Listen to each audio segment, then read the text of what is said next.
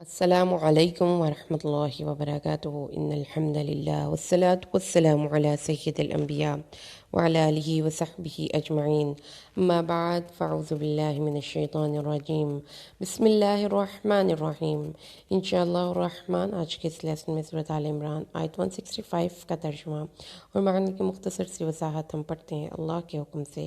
اعوذ باللہ من الشیطان الرجیم بسم اللہ الرحمن الرحیم اولما اصابتکم مصیبت اوا کیا جب بھی اولما کیا جب بھی اصابتکم تمہیں پہنچی مصیبت کوئی مصیبت قد تحقیق اصبتم تم نے پہنچائی مثلیہا اس سے دوگنی قل تم کہتے ہو ان ھذا یہ کہاں سے ہو گئی قل ہوا من عند انفسکم یہ تکلیف تمہاری اپنے پاس سے آئی ان اللہ علی کل شیء قدیر اللہ ہر چیز پر قادر ہے۔ اعوذ باللہ من الشیطان الرجیم بسم اللہ الرحمن الرحیم اولما اصابتکم مصیبت قد اصبتم مثلیہا قلتم ان ھذا قل هو من عند انفسکم ان اللہ علی کل شیء قدیر۔ اور پھر یہ کیا ہوا کہ جب تمہیں ایک مصیبت پہنچی حالانکہ تم اس سے دوگنی مصیبت کفار کو پہنچا چکے تھے، پھر بھی تم نے یہ کہا یہ مصیبت کہاں سے آئی؟ آپ کہیے کہ یہ مصیبت تمہاری ہی طرف سے آئی، بے شک اللہ ہر چیز پر قادر ہے۔ میری پیاری بہنوں، اللہ کے حکم سے، اللہ کی توفیق سے آج ہم ایک قرآنی فلسفی کے بارے میں پڑھتے ہیں، اور یہ فلسفی مصیبت کے حوالے سے قرآن پاک میں پیش کی گئی ہے۔ فلسفی کیا ہے مصیبت کی؟ کہ ہماری جو اعمال ہیں وہ ڈٹرمن کرتے ہیں کہ ہم کتنے کو اللہ کی رحمت کے سائے میں رہیں گے یا کتنا ہماری زندگی میں مصیبتیں آئیں گی۔ مصیبت جو اس کا لفظی مطلب ہوتا ہے وہ ہوتا ہے اترنا اور اپنی منزل تک پہنچنا۔ مصیبت اس تیر کو کہتے ہیں جو تاک کر جو مارا جائے تو ٹھیک اپنے نشانے پر لگے، نہ ادھر جائے تو نہ ادھر جائے۔ تو اس کا مطلب پھر کیا ہے کہ جو اللہ کی طرف سے آسمان سے بلائیں یا آزمائشیں یا بیماریاں یا حادثے اترتے ہیں وہ کسی اور کو نہیں جا کے لگتے، وہ ٹھیک اسی بندے کو جا کے لگتے ہیں جس کے لیے وہ اترے ہوتے ہیں۔ اس اعتبار سے مصیبت ہر اس واقعے یا حادثے کو کہا جاتا ہے جو نقصان دہ ہو۔ اس کے استعمال میں ہم دیکھتے ہیں ہر وہ چیز جو ایونٹ جو کہ اکر ہوا، لیکن ہر ایونٹ جو اکر ہوا اس کے لیے تو آئے گا، جیسا کہ ہمیں پتہ ہے کہ نشانے پر جا کر لگا، لیکن یہ اچھی چیزوں کے لیے کونوٹیشن یوز نہیں ہوتی، یہ بیڈ چیزوں کے لیے یوز ہوتی ہے۔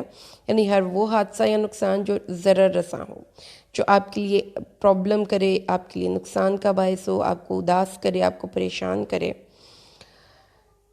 اللہ تبارک و تعالیٰ نے کائنات میں جو کچھ بھی اصول بنائے ہیں اس میں کاز اینڈ ایفیکٹ ہوتا ہے۔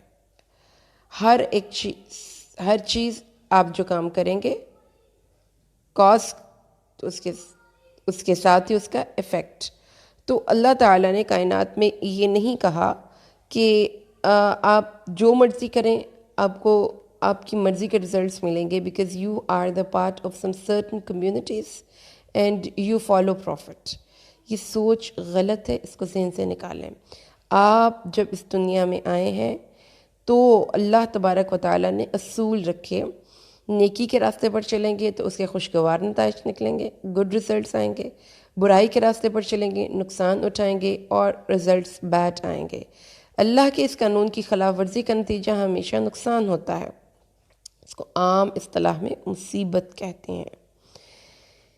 اور اللہ تبارک و تعالیٰ نے فرمایا کہ عام انسانوں کی طرح مؤمنین کو بھی مصیبت اور حادثات کا سامنا کرنا پڑتا ہے۔ کیوں؟ ان کی غلط تدابیر، ان کے میں غلط تدابیر کی وجہ سے، اور ان کے علاوہ ان کی اپنی کچھ بری عادتوں کی وجہ سے۔ تو اللہ تعالیٰ، اب اللہ کی مرضی ہے کہ جب ہم کوئی غلط کام کر لیتے ہیں تو اللہ تعالیٰ ہمیں معاف کر دے یا اللہ تبارک و تعالیٰ ہمیں اس کی سزا دے۔ تو یہ چیز نہیں ہے کہ آپ جب کوئی مصیبت آپ پر آ جائے اور آپ کہیں کہ یہ کہاں سے آ گئی، کیونکہ مؤمنین کے ذہن میں بھی وہی ایک سوچ تھی جو آج کے مسلمانوں کے ذہن میں ہے کہ کچھ ہو جائے نو میٹر وٹ، ہم چونکہ رسول صلی اللہ علیہ وسلم کی امت میں سے ہیں، ہم تو بخشے ہی بخشے ہیں، یا ہم رسول صلی اللہ علیہ وسلم کی امتی ہیں، لہٰذا اللہ نے اپنی رحمت تو ہمارے ہی لیے مقدر کر دی ہے۔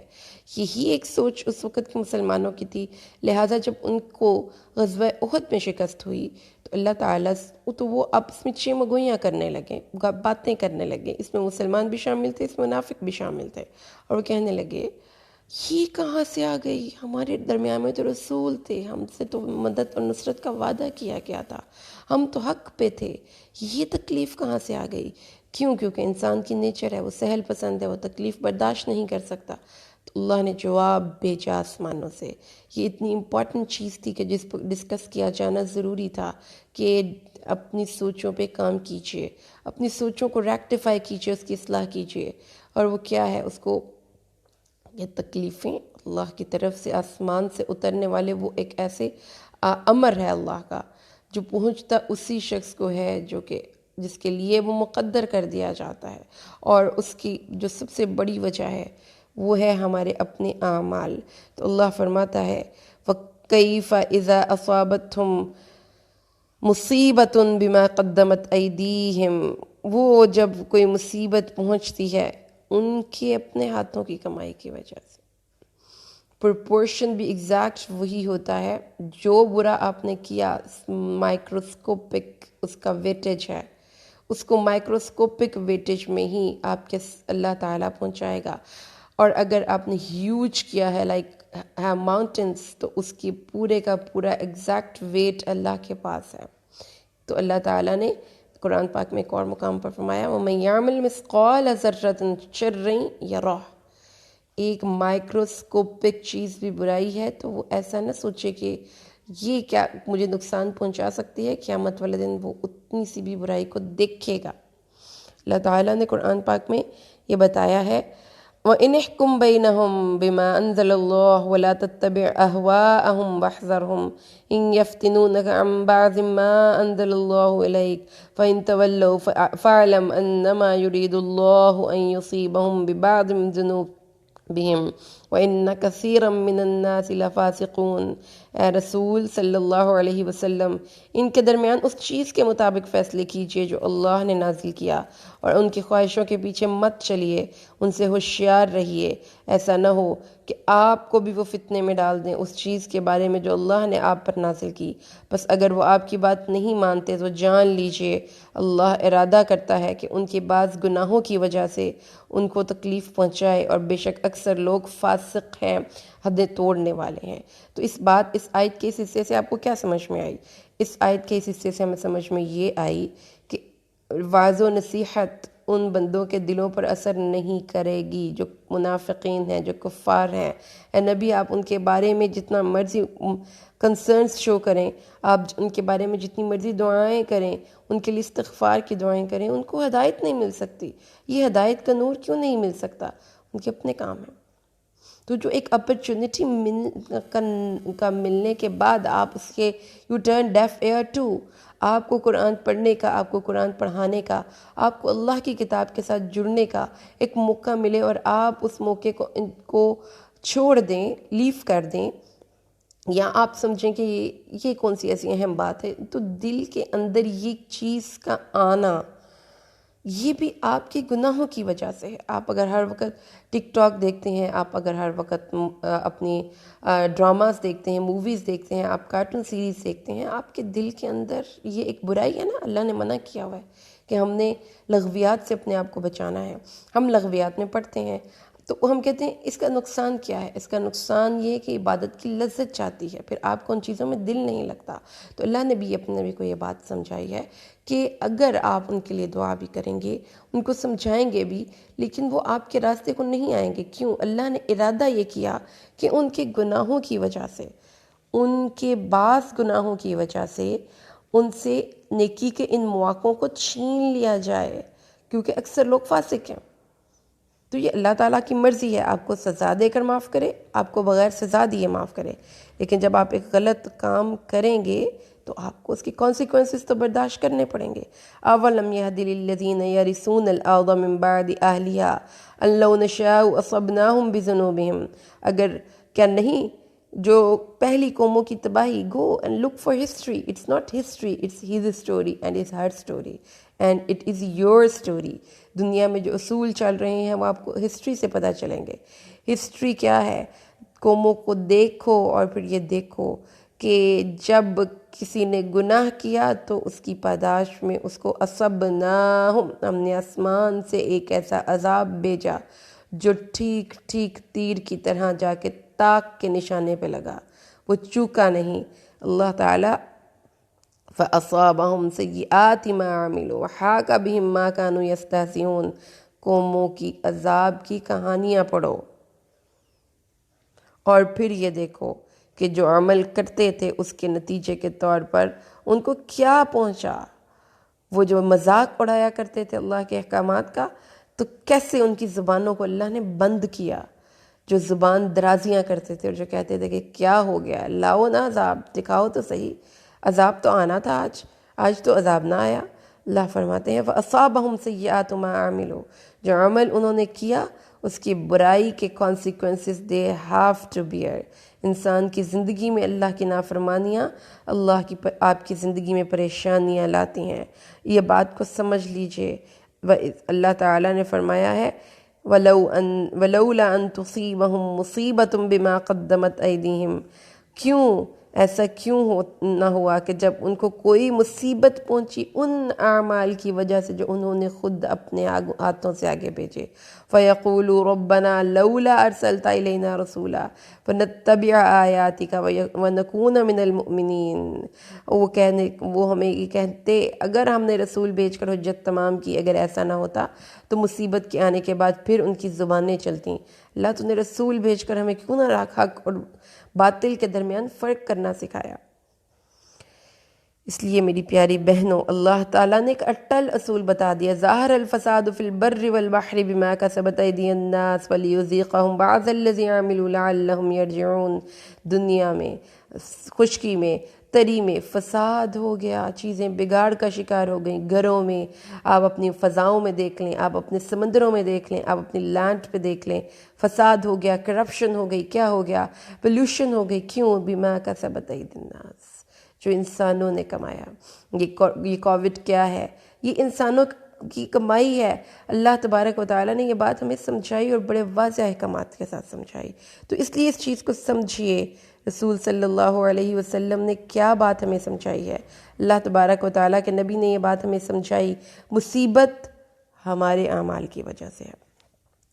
قرآن میں اللہ نے یہ بات ہمیں واضح لفظوں میں سمجھائی کہ جو آپ بد اعمالیاں کرتے ہیں وہ ہی دراصل وجہ بنتی ہیں ہمارے لیے زندگی میں مشکلات پیدا کرنے کی. تکلیفیں خواہ وہ انفرادی ہوں خواہ وہ اجتماعی ہوں، وہ اللہ کی طرف سے ایک الارمز ہوتے ہیں، تنبیہ ہوتی ہے تاکہ انسان رک جائے، اپنے اعمال کا محاسبہ کرے، تاکہ وہ اس کے دل کو جنبش دینے میں یہ جو الارم ہے یہ ہلا دیا جانا ہے، کامیاب ہو جائے. کہ جب بھی میں کہتا ہوں اللہ میرا حال دیکھ، اللہ کہتا ہے اپنا نامہ اعمال دیکھ. رسول صلی اللہ علیہ وسلم، اللہ تبارک و تعالیٰ نے فرمایا ہے من عمل صالحا من ذکر او انثی فہو مؤمن فلنحیینہ حیاۃ طیبۃ. جو کوئی بھی نیک کام کرے، خواہ وہ مرد ہو یا عورت، اگرچہ کہ وہ صاحب ایمان ہو، تو ہم اس کو پاکیزہ زندگی، حیات طیبہ گزارنے دیتے ہیں. حیات طیبہ، پر لطف پرسکون زندگی، اس کا اللہ نے وعدہ کیا. اور اس کا مطلب کیا ہے؟ اس کا مطلب کثرت نہیں، اس کا مطلب برکت ہے. اس کا مطلب وسعت پیسے کے حوالے سے نہیں، اس کا مطلب قناعت ہے. اس کا مطلب اللہ تبارک و تعالیٰ کی رضا میں راضی رہنا ہے. یعنی ہماری سوچوں کے مطابق کسی کو زیادہ نوکری مل جانا اللہ کی رحمت کی دلیل ہے، نہیں. اس کو اپنے حال میں اتنے تھوڑے پہ ہی اگر اللہ دل کو قناعت دے دے، یہ ہے اس کی رحمت. اگر اللہ تبارک و تعالیٰ آپ کی اولاد کو فرما بردار بنا دے، یہ ہے اس کی حیات طیبہ. اگر آپ کی روز و شب میں آپ اپنی نمازوں اور قرآن پاک کے لیے وقت نکال پاتے ہیں، آپ کے وقت میں برکت ہے، آپ کے رشتوں میں برکت ہے، آپ کی سوچوں میں پازیٹیوٹی ہے، نیگیٹو نہیں ہے، یہ ہے حیات طیبہ. جبکہ دوسری طرف من اعرض عن ذکری فإنا له معیشة ضنقا ونحشره یوم القیامت اعما۔ جو شخص اللہ کی نصیحت سے، میری نصیحت سے، اللہ کی نصیحت سے منہ موڑ لے، ڈیف ایئر ٹو ڈونٹ کیئر، کیا ہو گیا؟ بائی چوائس اس راستے کو چھوڑ دیا۔ کیوں چھوڑا؟ اس راستے کو، آپ کے اندر اچھی چوائس کی ایبلٹی ہی نہ رہی، کیوں نہ رہی؟ وجہ ہمارے اپنے اعمال، اللہ پھر نیکی کے مواقع چھین لیتا ہے۔ فَإِنَّ لَهُ مَعِيشَةً ضَنْقًا، اس کے لیے تنگ ہوگی معیشت۔ وَنَحْشُرُهُ يَوْمَ الْقِيَامَةِ أَعْمَى، اور قیامت کے دن ہم اس کو اندھا اٹھائیں گے۔ اس کا مطلب کیا ہے؟ اللہ کے احکامات کی نافرمانی اللہ کے لیے زندگی کی آسانیوں سے دور ہو جانے کا باعث ہے۔ پیسے کی وسعت یا فراوانی یہ اللہ کی رحمت کی دلیل نہیں ہے، آپ کی سوچیں اللہ کی رحمت کی دلیل ہے۔ وما اصابکم من مصیبت فبما کسبت ایدیکم ویعفو عن کثیر، جو مصیبت بھی تمہیں پہنچتی ہے وہ تمہارے ہی ہاتھوں کی وجہ سے ہے، اور بندو بہت کچھ کو تمہیں معاف کر دیتا ہوں۔ پھر اللہ تبارک و تعالیٰ نے سورۃ اعراف میں پچھلی اقوام کے واقعات بتائے، ہسٹری ریکارڈ کرنے کے بعد اینڈ پہ کیا کمنٹری کی؟ وَلَوْ أَنَّ أَهْلَ الْقُرَىٰ آمَنُوا وَاتَّقَوْا لَفَتَحْنَا عَلَيْهِمْ بَرَكَاتٍ مِّنَ السَّمَاءِ وَالْأَرْضِ وَلَٰكِنْ كَذَّبُوا فَأَخَذْنَاهُمْ بِمَا كَانُوا يَكْسِبُونَ۔ اگر بستیوں والے ایمان لے آتے اور تقوی کی روش پر چلتے تو پھر ہم کیا کرتے؟ ہم ان پر آسمان اور زمین سے برکات کے دروازے کھول دیتے۔ اور اللہ تبارک و تعالیٰ نے فرمایا لیکن what did they choose؟ they chose to defy، انہوں نے اللہ کو چیلنج کرنا چوز کیا، اس کو جھوٹ کے ساتھ اللہ کے راستے کو جھٹلانا چوز کیا، تو اللہ نے پھر ان سے نیکی کے چانسز چھین لیے، دل سے نیکی کی طلب چھین لی، اور اچھی چیزوں کو اپریشیٹ کرنے کے قابل ہی نہیں ہوئے۔ ایمان اور تقوی اللہ کی رحمت اور اس کی برکت اور خوشحالی کے حصول کا ذریعہ ہے، اور بد اعمال اللہ کے عذاب اور پکڑ اور پریشانی کا سبب ہے۔ وَيَا قَوْمِ اسْتَغْفِرُوا رَبَّكُمْ ثُمَّ تُوبُوا إِلَيْهِ، اے قوم اپنے گناہوں کے اللہ سے بخشش مانگو پھر اسی کی طرف رجوع کرو۔ يُرْسِلِ السَّمَاءَ عَلَيْكُمْ مِدْرَارًا، آسمان سے بارش برسانے والے بادل تمہیں بھیجے گا۔ وَيَزِدْكُمْ قُوَّةً إِلَىٰ قُوَّتِكُمْ، استغفار تمہاری قوت میں اضافے کا باعث بنے گا۔ جس کو معاشی، جس کو فائنینشیل قوت چاہیے استغفار کرے، جس کو اپنے جسم میں قوت چاہیے استغفار کرے۔ اللہ کے نبی حضرت ہود نے اپنی قوم کو یہی بتایا، وَلَا تَتَوَلَّوْا مُجْرِمِينَ، مجرم ہو کر بھی تم منہ موڑ رہے ہو، ایسا مت کرو۔ یہ نبی ہے جس نے اپنی قوم کو بتایا۔ فَقُلْتُ اسْتَغْفِرُوا رَبَّكُمْ إِنَّهُ كَانَ غَفَّارًا يُرْسِلِ السَّمَاءَ عَلَيْكُمْ مِدْرَارًا، حضرت نوح نے کہا اللہ میں نے اپنی قوم سے کہا اپنے اللہ سے بخشش مانگو، بے شک وہ ہے غفار، وہ بھیجے گا آسمان کو تم پر بارش برسانے والا۔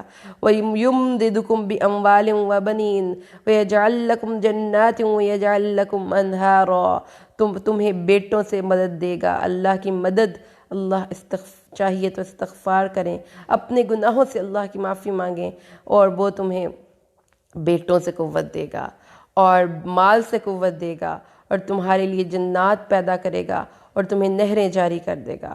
نعمت اور برکات کے حصول کا طریقہ کیا ہے؟ گناہوں سے توبہ کریں، استغفار کریں، تقوی کی روش کو اختیار کریں۔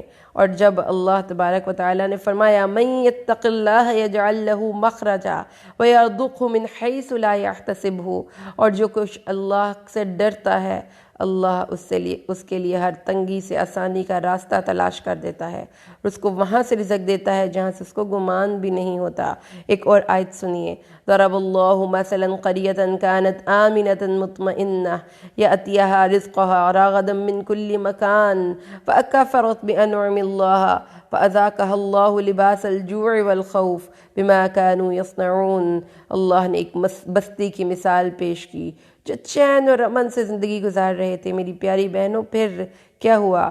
ان کے پاس روزی ہر بفراغت، آسانی سے ہر جگہ سے ان کے پاس رزق آ رہا تھا، پھر انہوں نے اللہ کی نعمتوں کی ناشکری کی۔ استغفر اللہ، اللہ کی نعمتوں کی ناشکری کی۔ ناشکری کیا ہے؟ جہاں پہ اللہ نے حکم دیا تھا وہاں پہ ان نعمتوں کو استعمال ہی نہیں کیا۔ زبان سے یہ کہا کہ یہ کیا ہو گیا، زبان سے نہ شکری، ان نعمتوں کی قدر نہ کی، اور عمل سے نہ شکری، جہاں پہ اللہ نے حکم دیا تھا وہاں پہ ان نعمتوں کو استعمال نہیں کیا، ان کو ضائع کر دیا۔ پھر کیا ہوا؟ پھر اللہ نے ان کو بھوک اور خوف کے لباس کا مزہ چکھا دیا، بھوک اور خوف کے لباس کا مزہ چکھا دیا۔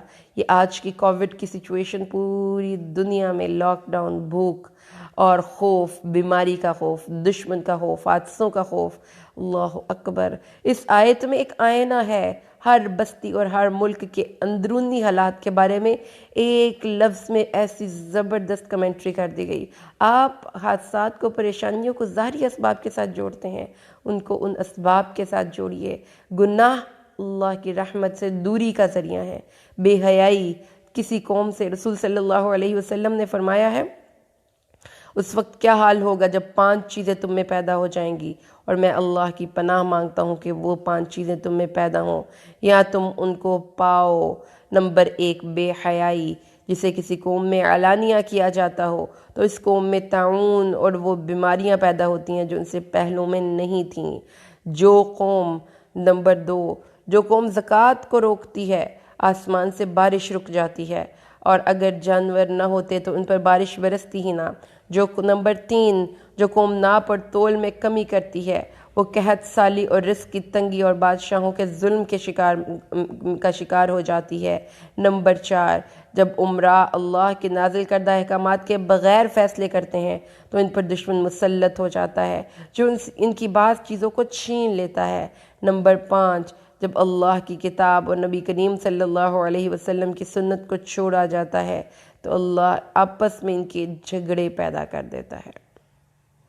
کنیکشن دیکھیے، علت، کاز اینڈ ایفیکٹ، جو کرو گے بھرو گے۔ یہ نہیں ہو سکتا کہ ہم کریں کچھ اور ہمیں نتیجہ کچھ ملے۔ روایت میں رسول صلی اللہ علیہ وسلم نے فرمایا، ایک اور حدیث میں آتا ہے، عباد اللہ لا تسوون صفوفکم او لا یخالفن اللہ بین وجوہکم، اے بندو آپس کی صفوں کو درست کر لو ورنہ اللہ تمہارے چہروں میں اختلاف پیدا کرے گا۔ ایک اور مقام پر اللہ کے نبی ارشاد فرماتے ہیں، اعمالکم امالکم کما تکونوا یولی علیکم، تمہارے اعمال ہی در حقیقت تمہارے حاکم ہیں، جیسے تمہارے اعمال ویسے ہی حاکم تم پر مسلط ہوں گے، ایسے ہی حاکم تم پر مسلط ہوں گے۔ میری پیاری بہنوں، یاد رکھیے گا، یہ حقیقت ہے، اس دنیا میں گزارنے کی حقیقت ہے کہ اللہ تبارک و تعالیٰ نے یہ بات ہمیں سمجھا دی اور بڑے واضح طریقے سے سمجھا دی۔ قرآن پاک کی ایک فلسفی کو سمجھیے، اللہ کی نافرمانیاں، اللہ کے نبی کے ساتھ کی نافرمانیاں ہماری زندگی میں پریشانیوں کا باعث ہیں۔ یہ ایک فلسفے کو سمجھیے۔ اگر کوئی بیماری آئی ہے تو ٹھہر جائیں، رک جائیں۔ اگر کوئی رشتہ خراب ہوا ہے تو ٹھہر جائیں، رک جائیں۔ اگر کسی جگہ پہ کوئی پریشانی آئی ہے ٹھہر جائیں، رک جائیں۔ ڈاکٹر پہ جائیں ضرور، لیکن اس سے پہلے یہ دیکھیں کہ مجھ سے کہاں غلطی ہوئی۔ اللہ نے فرمایا ہے کہ جو صحابہ نے کہا یہ کہاں سے آ گئی، فرمایا اندی انفسکم، تمہارے 70 تم نے ان کو دگنی تکلیف پہنچائی تھی، 70 مارے تھے، 70 قیدی کیے تھے، اسی کے ساتھ تمہیں 70 اب برداشت کرنا بڑا نقصان۔ تو کسی انسان کی برائی پوری کمیونٹی پہ چھا جاتی ہے، اتنا وہ بے برکت ہوتی ہے وہ برائی، اپنے کانسیکوینسز کی وجہ سے، اتنی وہ اس کے اندر اتنی نیگیٹو چیزیں ہوتی ہیں اور وہ اس حد تک اللہ کو ناپسند ہے۔ اس لیے اللہ سے دعا کیجئے اللہ ہمیں اپنے راستے پر چلنے والا بنائے۔ جب بھی ہم برائی کریں گے ہمارے دل سے عبادت کی لذت جائے گی، ہمارے دل سے اللہ کی یاد کے لیے جو ایک شوق پیدا ہوتا ہے وہ جائے گا۔ اللہ تبارک و تعالیٰ اس برائی کے نتیجے کے طور پر ہمیں اس شیطان کے حوالے کر دے گا کہ جس کا تم نے ساتھ پانا چاہا، جاؤ اب اسی کے ساتھ رہو۔ زندگی میں کوئی خوشگواری نہیں، زندگی میں کوئی برکت نہیں، زندگی میں کوئی سینس آف اچیومنٹ نہیں۔ ہر رشتے کے ساتھ خائف، ہر بندے سے لڑنے کے لیے تیار۔